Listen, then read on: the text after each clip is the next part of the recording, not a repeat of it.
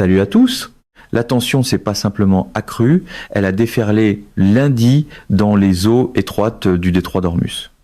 Dans une région où une seule étincelle peut secouer les marchés mondiaux, des médias iraniens liés à l'État ont affirmé l'impensable: des missiles auraient frappé un navire de la marine américaine près du port de Jask.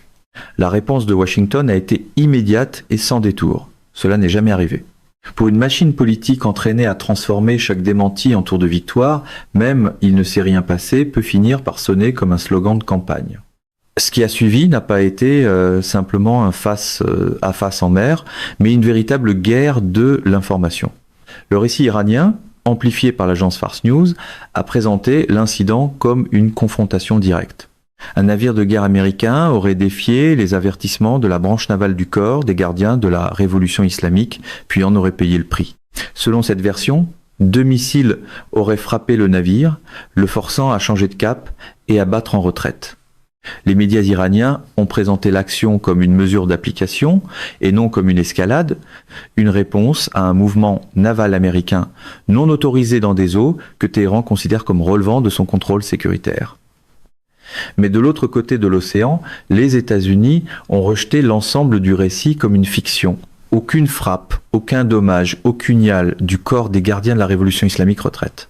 2 versions de la réalité, un seul point de passage stratégique, et dans l'artère pétrolière la plus critique au monde, même une rumeur de conflit suffit à envoyer des ondes de choc bien au-delà de l'horizon. La formule des briefings à la Trump est maintenant familière: nier bruyamment, déclarer que tout est sous contrôle, puis espérer que la carte géographique finira par être d'accord. Le démenti a été renforcé par un responsable américain qui a déclaré au Jerusalem Post qu'aucun navire américain n'avait été touché. Peu après, le commandement central des États-Unis a publié sur X que les affirmations étaient fausses, précisant qu'aucun navire de la marine américaine n'avait été attaqué et que les forces américaines soutenaient activement une mission maritime baptisée Project Freedom.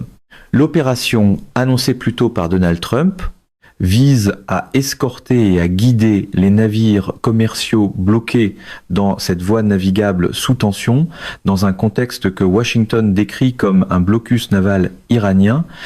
Appelez cela Project Freedom, c'est le genre de choix de marque qui transforme un corridor militaire en programme de fidélité d'hôtel.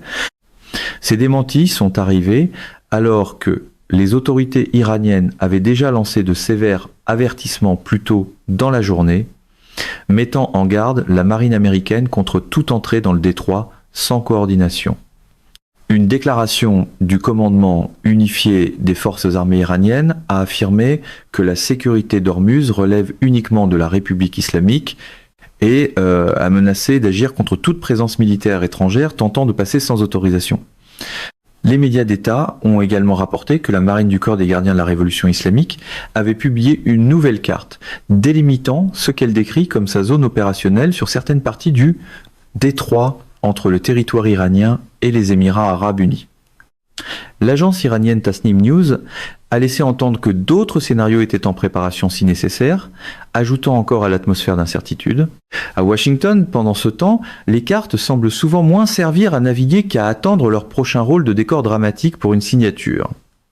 Ce n'est pas la première fois que l'Iran revendique des attaques contre des moyens navals américains au cours des derniers mois, y compris de précédentes allégations visant des porte-avions américains, ensuite rejetées par des responsables des États-Unis.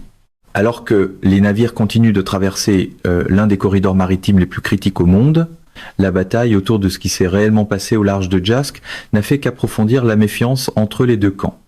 Au même moment, un pétrolier a été touché par des projectiles inconnus alors qu'il transitait à environ 78 milles nautiques au nord de Fujairah, aux Émirats arabes unis.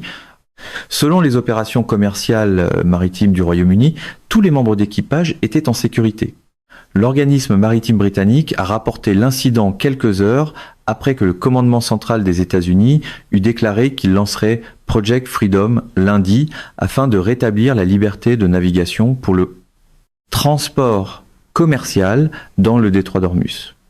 Dans un communiqué, le commandement central des États-Unis a indiqué que la mission dirigée par le président soutiendrait les navires marchands circulant par cette route commerciale mondiale essentielle. L'annonce a suivi de précédentes remarques du président Donald Trump au sujet de l'escorte de navires actuellement bloqués dans le détroit d'Ormuz. L'Iran a qualifié cette nouvelle intervention américaine dans Ormuz de violation du cessez-le-feu.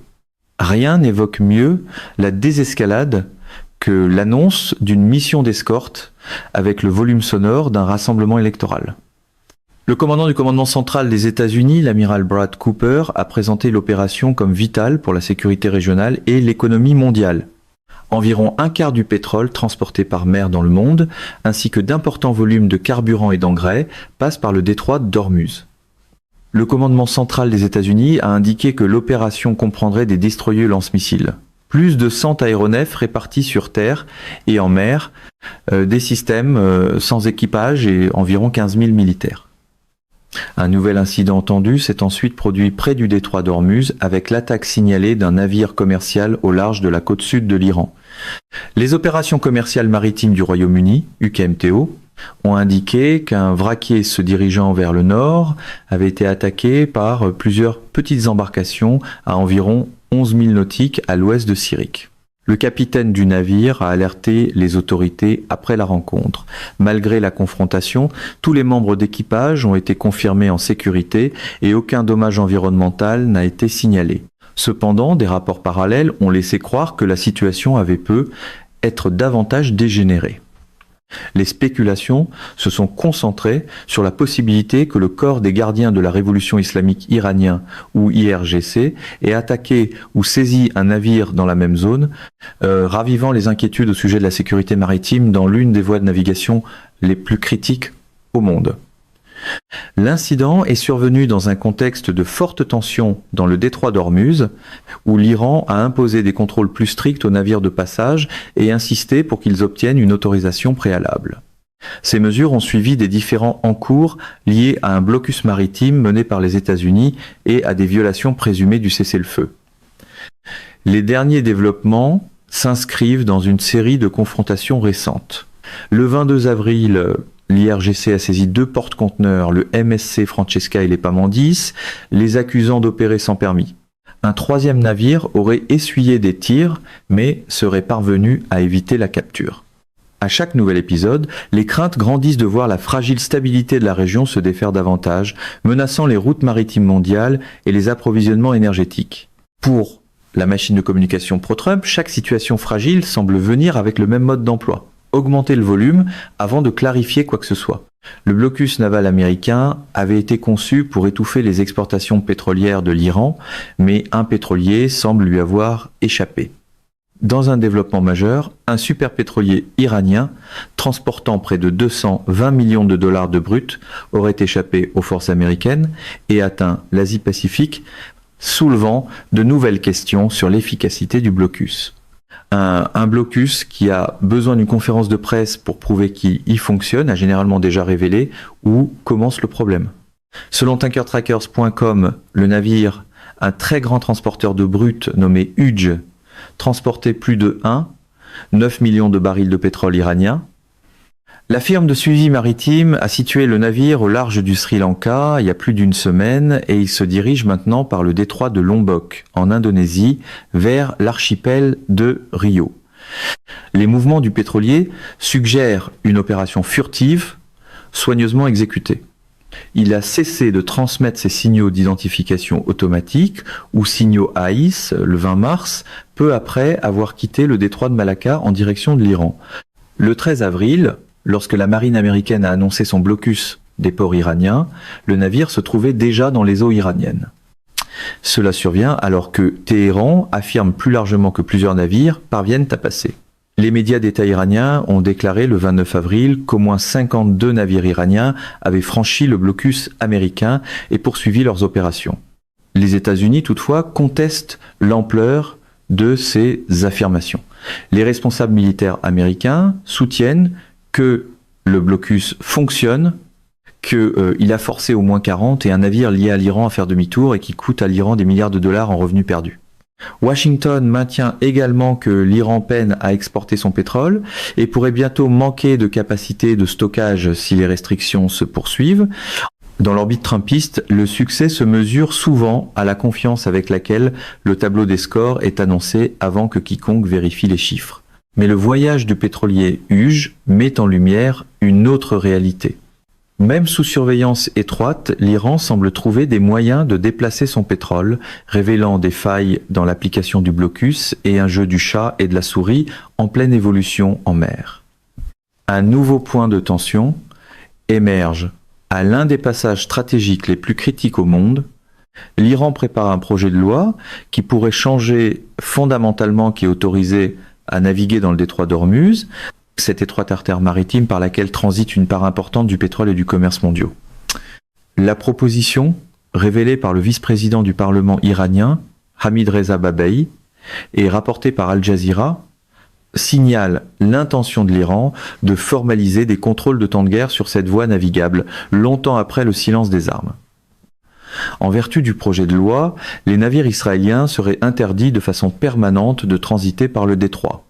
Les navires de pays jugés hostiles se verraient également refuser le passage, à moins que leur gouvernement ne paie d'abord ce que Babaei a décrit comme des réparations de guerre. Tous les autres navires devraient obtenir une autorisation préalable des autorités iraniennes avant d'entrer dans le chenal. Le trafic maritime ne reviendra pas à ce qu'il était avant la guerre. Cet avertissement indique un passage d'une perturbation temporaire à une réglementation structurée. L'annonce survient alors que les États-Unis agitent leur propre drapeau rouge. Dans une alerte officielle, le Bureau du contrôle des avoirs étrangers du Trésor américain a averti les entreprises maritimes que payer l'Iran pour un passage sécuritaire pourrait les exposer à des sanctions. L'avis précisait que les personnes américaines se voient largement interdire d'effectuer des paiements à des entités gouvernementales iraniennes, tandis que les entreprises non américaines pourraient également faire face à des pénalités si de tels paiements amenaient des assureurs, des banques ou des fournisseurs de services américains à violer les règles de sanctions. L'OFAC a indiqué que ces paiements pourraient prendre de nombreuses formes, y compris de l'argent comptant, des actifs numériques, des échanges informels ou des transferts en nature. Dans ce style de politique, les sanctions deviennent moins un scalpel qu'un projecteur de scène, intense, brûlant et pas toujours pointé au bon endroit. L'Iran, de son côté, insiste sur le fait qu'il a déjà commencé à percevoir des droits auprès de certains navires cherchant un passage sécuritaire. Babaei a affirmé que les premiers revenus de ce type avaient été déposés à la banque centrale du pays, bien qu'aucune preuve ni aucun chiffre n'ait été fourni et que l'affirmation n'ait pas été vérifiée de manière indépendante. Téhéran a également accusé les États-Unis de piraterie pour avoir intercepté des navires dans le cadre d'un blocus naval que Washington a imposé au port iranien à la mi-avril. Le commandement central des États-Unis a indiqué que des dizaines de navires commerciaux avaient été contraints de faire demi-tour depuis le début du blocus, réduisant considérablement le trafic dans un détroit qui connaît normalement des milliers de transits chaque mois. La perturbation de cette voie navigable se fait déjà sentir au-delà des marchés de l'énergie. L'Agence des Nations Unies pour les réfugiés a averti que le réacheminement des cargaisons d'aide autour de l'Afrique doublait les délais de livraison et augmentait fortement les coûts des missions humanitaires vers des zones de conflit comme le Soudan. Cette impasse maritime se déroule dans le contexte d'un cessez-le-feu fragile entre les États-Unis et l'Iran, entré en vigueur le 8 avril, suivi de pourparlers indirects par l'intermédiaire de médiateurs régionaux. L'agence de presse d'État iranienne a rapporté que Téhéran avait récemment envoyé une proposition visant à mettre fin à la guerre, mais le président américain Donald Trump a répondu avec froideur, disant qu'il n'était pas convaincu par l'offre et décrivant la direction iranienne comme désunie. Pour Donald Trump, la diplomatie semble souvent fonctionner au mieux lorsqu'elle peut être réduite à un verdict, un surnom et un angle de caméra. L'enjeu dépasse la diplomatie. Le contrôle du détroit d'Ormuz semble désormais être un levier central de la stratégie d'après-guerre de Téhéran, un levier qui pourrait redéfinir les routes maritimes mondiales, les marchés de l'énergie et l'équilibre des pouvoirs dans le Golfe pour des mois, sinon des années. Pékin a envoyé un message clair avant la visite prévue du président américain Donald Trump en Chine. Si le détroit d'Ormuz est toujours en crise au moment où Air Force One atterrira à Pékin, il figurera tout en haut de l'ordre du jour. Le calendrier des grandes puissances a un sens de l'humour cruel. La crise ne se met pas en pause simplement parce que la séance photo est prévue. S'adressant aux journalistes à New York, le représentant permanent de la Chine auprès des Nations Unies, Fu Kong, a souligné que même si la relation Chine-États-Unis dépasse largement la crise actuelle, la fermeture prolongée du point de passage énergétique le plus vital au monde est devenue une priorité incontournable. Trump doit rencontrer le président Xi Jinping les 14 et 15 mai lors d'un sommet historique qui avait été précédemment retardé par le déclenchement des hostilités le 28 février. En tant que premier importateur mondial de pétrole, avec près de 40% de son brut passant par le détroit, la Chine considère le rétablissement de la navigation comme une question d'intérêt national et mondial urgent. La responsabilité de rouvrir le détroit incombe aux deux parties. Fu a appelé à une désescalade synchronisée dans laquelle l'Iran lèverait ses restrictions et les États-Unis mettraient fin à leur blocus naval de représailles. Il s'est dit particulièrement préoccupé par de récentes déclarations de Washington, laissant entendre que le cessez-le-feu actuel n'était que temporaire, et a exhorté la communauté internationale à s'exprimer contre une reprise des opérations cinétiques. Il a également nié toute collaboration militaire de la Chine avec l'Iran dans les hostilités, qui ont commencé en février 2026. Mesdames et messieurs, notre émission d'aujourd'hui s'arrête ici. Nous vous invitons à partager votre avis personnel dans la section des commentaires ci-dessous. Pouvoir, vérité, vous salue et vous donne rendez-vous très bientôt